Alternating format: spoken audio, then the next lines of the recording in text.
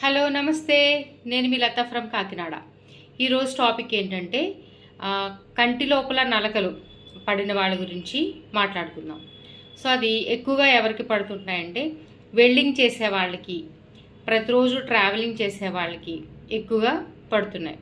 So దానివల్ల ఏమవుతుందంటే నల్లగుడ్డు పైన అది ఐరన్ మెటల్ పడిపోయి డీప్గా వెళ్ళిపోతుంది.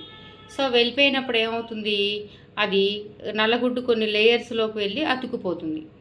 సో ఆ పడిన వెంటనే చాలామంది వస్తారంటే హాస్పిటల్కి వెంటనే రావడం లేదు. సో దానివల్ల అది బాగా లోపల ఇన్ఫెక్ట్ అయిపోయి తీసేటప్పుడు బాగా కూడా ఇబ్బంది అవుతుంది. పేషెంట్కి కూడా ఇన్ఫెక్షన్ రేట్ అనేది చాలా ఎక్కువగా పెరిగిపోతుంది. సో ఇలా ఎప్పుడైనా నలకలు పడిన వెంటనే ఇంట్లో తీయటానికి ప్రయత్నించొద్దు.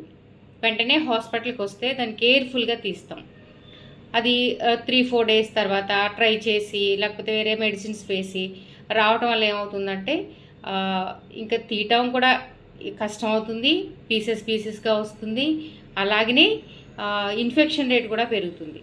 సో ఎవరికైతే ఈ ఇబ్బంది ఉందో వెంటనే హాస్పిటల్కి రావాలి. Thank you.